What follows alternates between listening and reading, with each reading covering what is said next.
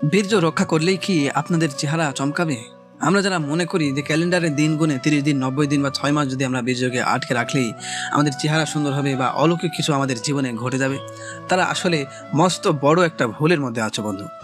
আজ ভিডিওর শুরুতে একটা পরিষ্কার করে দিই, মনকে না বদলে, আপনার নিজের মনকে না বদলে জোর করে শুধু শরীরকে যদি আপনি শরীরের ভিতরে বীর্যকে যদি আটকে রাখেন, তাহলে জীবনে কোনো কিছুই আপনার পরিবর্তন হবে না। বর্তমানে বেশিরভাগ মানুষ ভাবে একটা নিয়ম মেনে বা জোর করে নিজের ইচ্ছাকে চেপে রাখলেই বুদ্ধি অনেক বেড়ে যাবে, কিন্তু আসল সত্যটা সম্পূর্ণই আলাদা। আজ আমরা জানবো কিভাবে আমাদের ভিতরের এই মূল শক্তিটা কাজ করে এবং কিভাবে একে সঠিক উপায়ে কাজে লাগাতে হয়।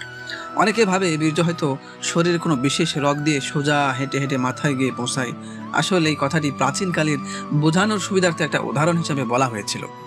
এর আসল অর্থ হলো, যখন একটা মানুষ তার ভিতরের শক্তিকে যেখানে সেখানে অপচয় করা বন্ধ করে, তখন তার পুরো প্রভাব গিয়ে তার মন এবং বুদ্ধি আর মনোযোগের উপরে পড়ে।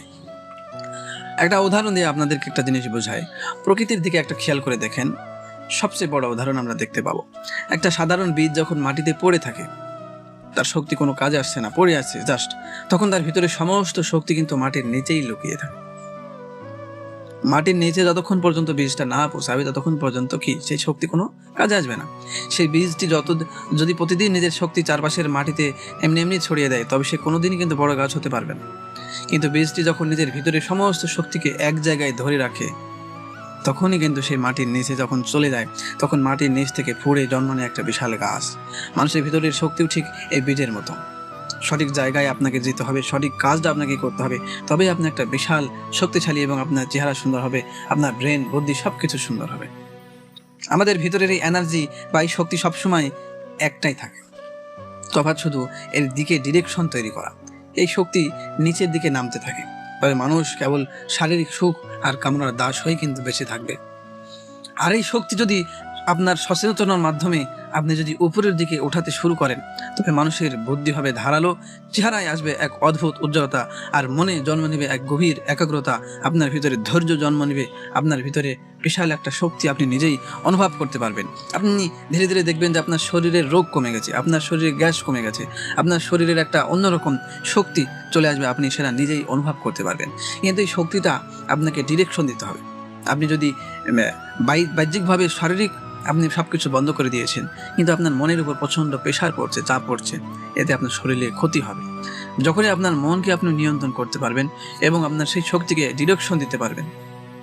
একটা ব্যাটারির ভিতরে যদি শুধু শক্তি তৈরি হতে থাকে অল টাইম, কিন্তু সেই ব্যাটারির শক্তিকার যদি আপনি রাস্তা না দেন, তাহলে কিন্তু সেই ব্যাটারিটা নষ্ট হয়ে যাবে, বাস্ট মারবে। স্বাভাবিকভাবে আমরা সকলেই কিন্তু জানি বিষয়টা।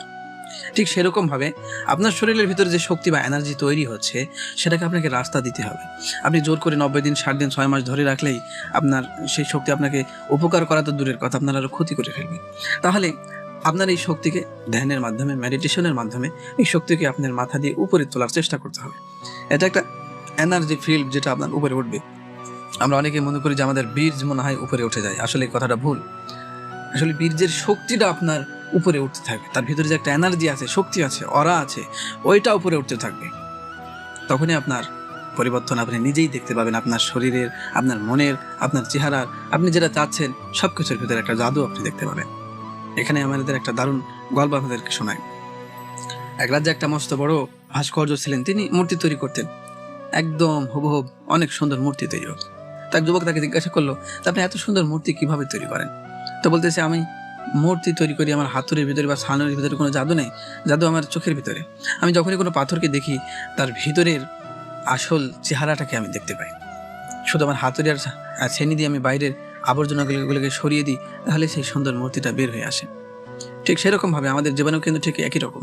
তোমার ভিতরে যে অলরেডি একটা মূর্তি বা শক্তি লুকিয়ে আছে, সেটাকে তোমাকে অর্জন করতে হবে না, শুধু মনের ভিতরে যে অপ্রয়োজনীয় মনকে পরিষ্কার করতে হবে। সুধা ভাষায় আপনার মনের ভিতরে যে কুচিন্তা, খারাপ চিন্তা বা যতগুলো পাথর আছে, সেগুলোকে কেটে বাদ দিলেই তখনই আপনি দেখতে পাবেন তোমার ভিতরের আসল রূপটা বেরিয়ে আসবে। তখনই আপনার শরীরের শক্তিটাকে আপনি সুন্দরভাবে কাজে লাগাতে পারবেন। অনেকে নিজের শরীরের সাথে যুদ্ধ করতে শুরু করে দেয়। তারা মনে করে শরীরের স্বাভাবিক ইচ্ছাগুলোকে বোধহয় তাদের সবচেয়ে বড় শত্রু মনে করে, কিন্তু আসল শত্রু আসল শত্রু ইচ্ছা নয়। আসল শত্রু হলো আপনি ভুলভাল কাজ করা। তুমি যদি না বুঝে কেবল যান্ত্রিক নিয়মে অভ্যাসের গোলাম হয়ে যাও, তবে সমস্যা তৈরি হবে। জোর করে শক্তিকে চেপে রাখলে, যেটা বললাম, জোর করে চেপে রাখলে নিজের মনের ভিতরে এক তীব্র ক্ষোভ আর হতাশার জন্ম নেবে। তাই নিজের শরীরের সাথে লড়াই করা বন্ধ করতে হবে, নিজেকে অপরাধী ভাবা বন্ধ করতে হবে। কারণ অপরাধ বোধ মানুষের মনকে সবচেয়ে বেশি দুর্বল করে দেয়।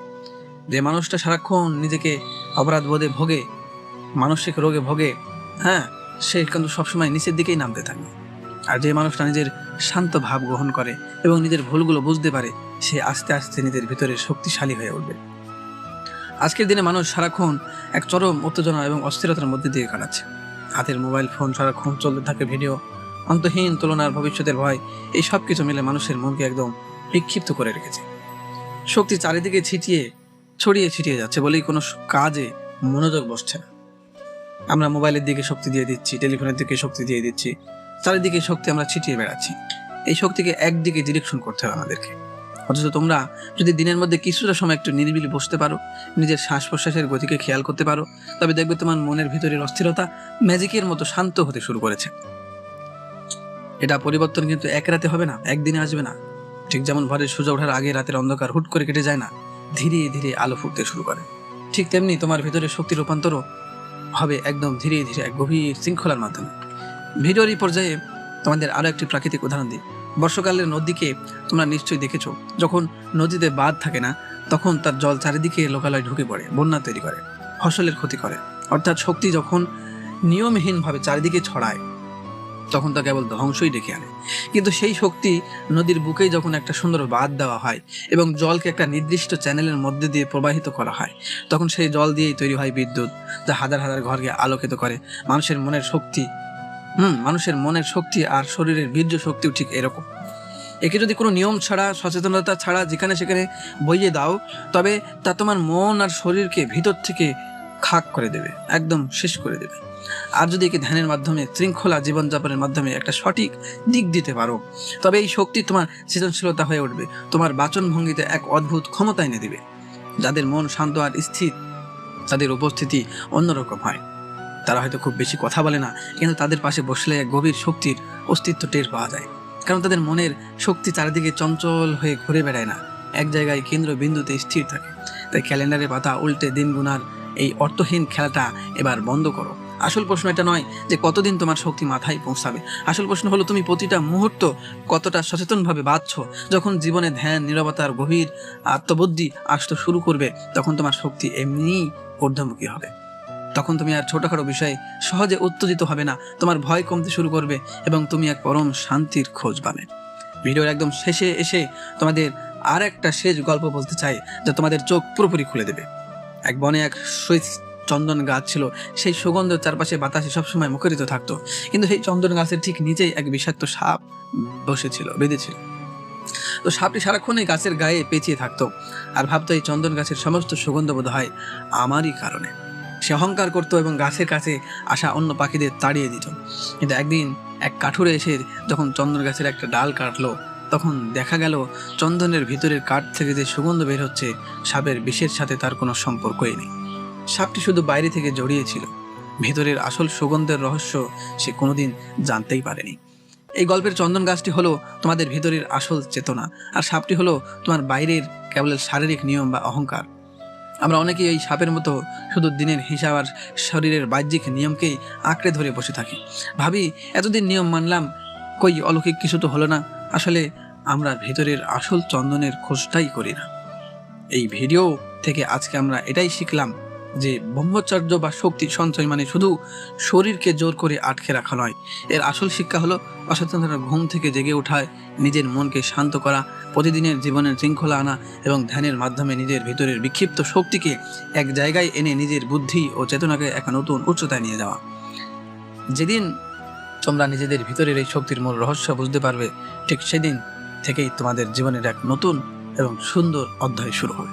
তো বন্ধুরা, আজকের ভিডিওটা যদি আপনার একটু ভালো লাগে এবং আপনার উপকারে আসে, তাহলে অবশ্যই লাইক, কমেন্ট করে, শেয়ার করে আমাদের পাশে থাকবেন এবং পুরো ভিডিওটা দেখার জন্য আপনাকে ধন্যবাদ।